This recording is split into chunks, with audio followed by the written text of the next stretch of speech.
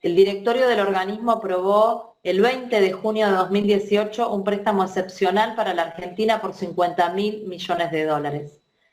A pesar de que en el informe de julio del 18 sobre el stand-by de Argentina, el staff del FMI abría de alguna manera el paraguas, poniendo en duda la sostenibilidad de la deuda del gobierno nacional, a pesar de que el primer desembolso de 15.000 millones de dólares financió la fuga de 15.037 millones de dólares entre junio y septiembre, y a pesar de que el gobierno no cumplió ninguna de las metas acordadas en junio, el 26 de octubre del 2018 el directorio del FMI aprobó la ampliación del crédito a 56.300 millones, casi al 1.300% de la cuota argentina en el organismo.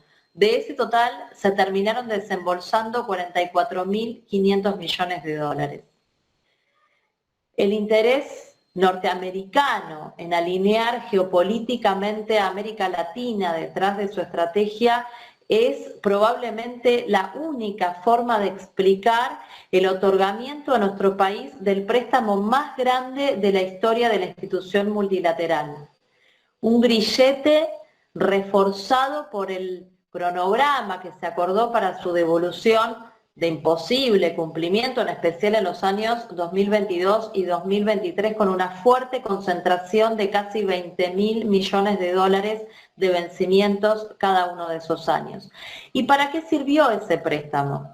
Para que la oligarquía doméstica pudiera fugar en menos de un año y medio 40.650 millones de dólares, mientras que un puñado de especuladores internacionales pudo llevarse otros 10.150 millones de dólares.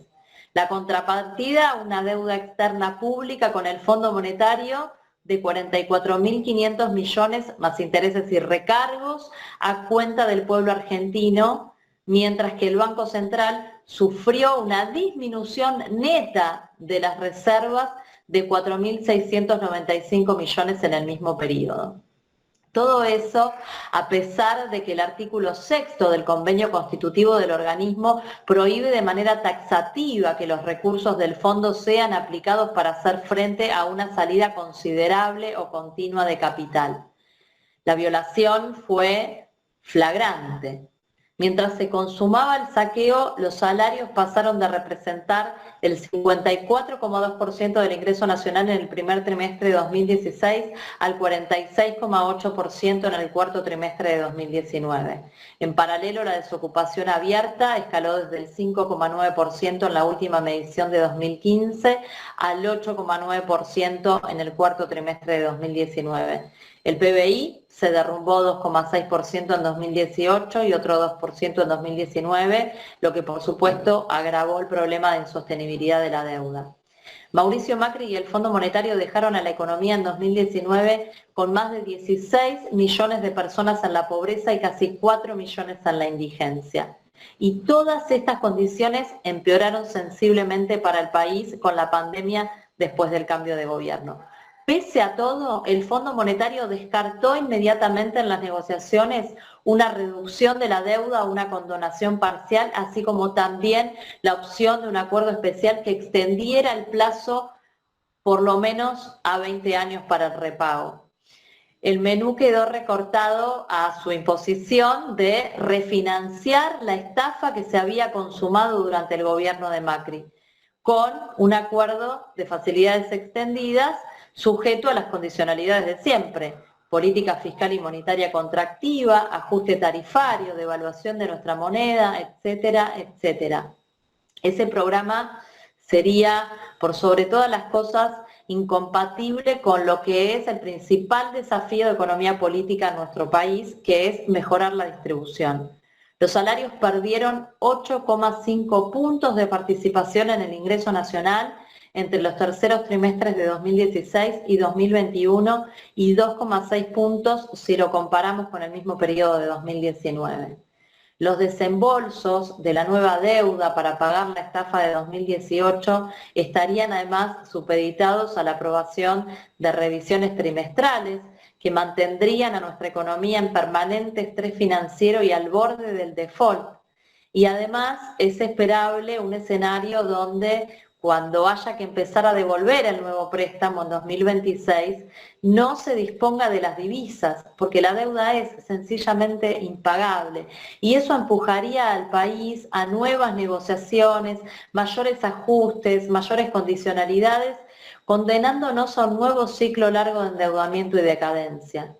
El debate político que atraviesa actualmente a la Argentina es un debate muy profundo sobre el lugar que deben ocupar el derecho de los pueblos al desarrollo, al bienestar y a la justicia social. ¿Es aceptable que las imposiciones de un organismo como el Fondo Monetario se erijan por encima de los derechos económicos, sociales y culturales del pueblo consagrados en nuestra Constitución Nacional? Y este debate se conjuga además con el hecho de que el stand-by de 2018 forzó el endeudamiento de la Argentina mucho más allá de su capacidad de pago por el interés geopolítico de Estados Unidos en la región. Se hizo sin consenso social y con el rechazo del principal espacio opositor, y se hizo violando las normas del Fondo Monetario. Pero ahora se pretende utilizar al organismo sin reconocimiento de su corresponsabilidad en la escandalosa fuga de los dólares prestados como vehículo para imponer políticas que son rechazadas por el pueblo argentino. ¿Acaso no desnuda esta trama el intento de influencia externa indebida de Estados Unidos y el capital norteamericano en la Argentina y en la región latinoamericana? Argentina no puede renunciar a luchar por la autodeterminación de nuestro pueblo y la titularidad de nuestro destino como nación. Y como condición necesaria para eso, debemos salir de una buena vez por todas de la trampa de la deuda. Esto implica una firme posición por el cumplimiento de la ley local e internacional en la procura de terminar con la impunidad que hace posible la reiteración de los delitos por falta de castigo a los responsables. No ignoramos que el Fondo Monetario tiene inmunidades, que cualquiera de sus acciones están exceptuadas de ser parte de un litigio con cualquier Estado, lo que supone un privilegio inadmisible. Sin embargo, no tiene una inmunidad supranacional que le permita violar sus propias normas. Los privilegios e inmunidades del FMI no son absolutos. Apegándonos a la Carta de las Naciones Unidas, la Corte Internacional de Justicia es el ámbito adecuado para demandar la justicia que merece nuestro pueblo. El pedido de una opinión consultiva pretende poner en evidencia que el Fondo Monetario violó sus normas al incumplir con los artículos 1, 5 y 6 de su convenio constitutivo y que por lo tanto cometió actos que son considerados ilícitos por el derecho internacional. Es necesario poner en evidencia la ilicitud de los actos del Fondo Monetario, la responsabilidad emergente y la obligatoriedad de reparar a la Argentina según lo establecido por la Comisión de Derecho Internacional de las Naciones Unidas.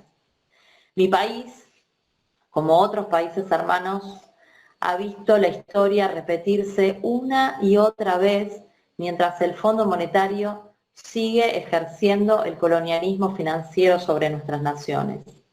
Llevar al FMI a la Corte Internacional no solo permitiría a mi país reclamar su soberanía, sino que allanaría además el camino para que otras naciones también dejen de ser víctimas. Estamos convencidos de que es una lucha que vale la pena y sabemos que no estamos solos porque confiamos en la solidaridad de los pueblos. Muchísimas gracias.